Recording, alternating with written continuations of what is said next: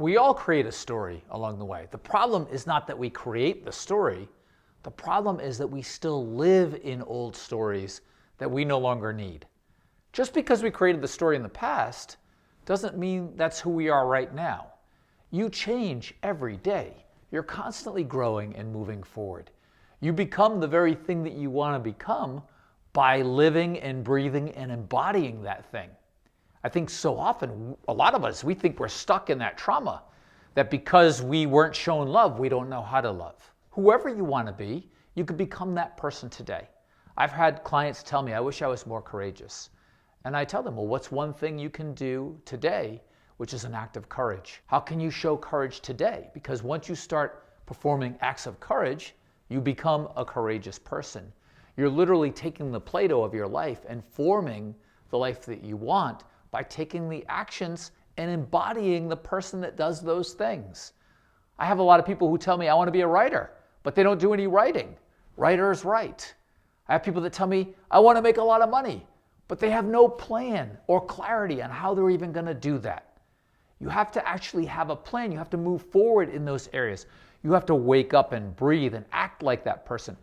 Jim Carrey, one of my favorite stories, he used to drive up into the mountains, I think it was in Laurel Canyon, and he would sit there and believe that he was a movie star who was making millions of dollars. He even wrote himself a check, I think it was for $10 million.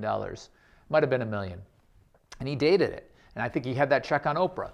And he was talking about, I'm going to be this movie star. I am this movie star. I am. And he really believed it. He would not leave that parking spot until he really embodied it and felt like that person.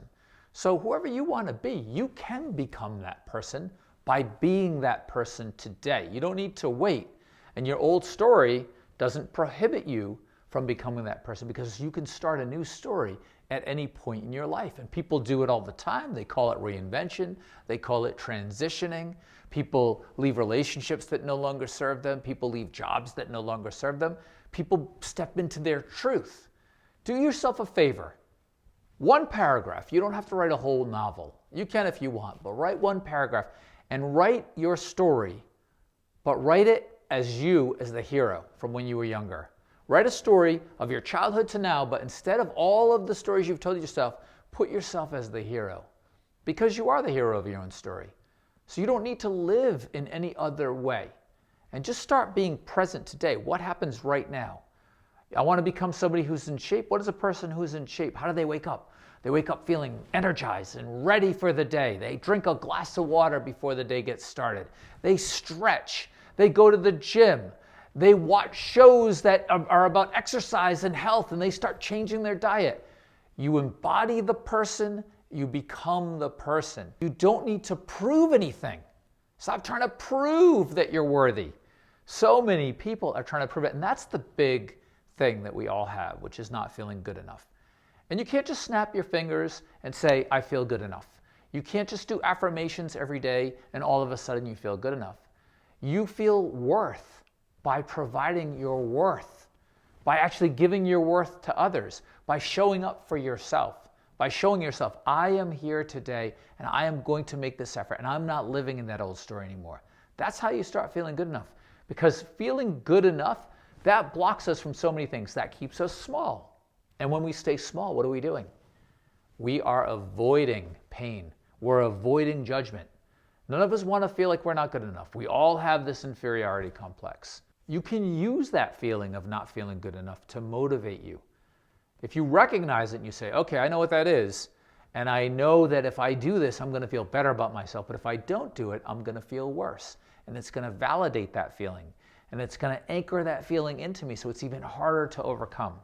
You can overcome these feelings of not feeling worthy, not feeling safe, not feeling secure, not feeling good enough, all of the core emotional needs, simply by doing, by embodying the person that you want to become. Step into those shoes. Hold your shoulders the way the person holds their shoulders that wants exactly what you want. What does that person like to do for fun? Who does that person hang out with? Who is their best friend? What TV shows do they watch?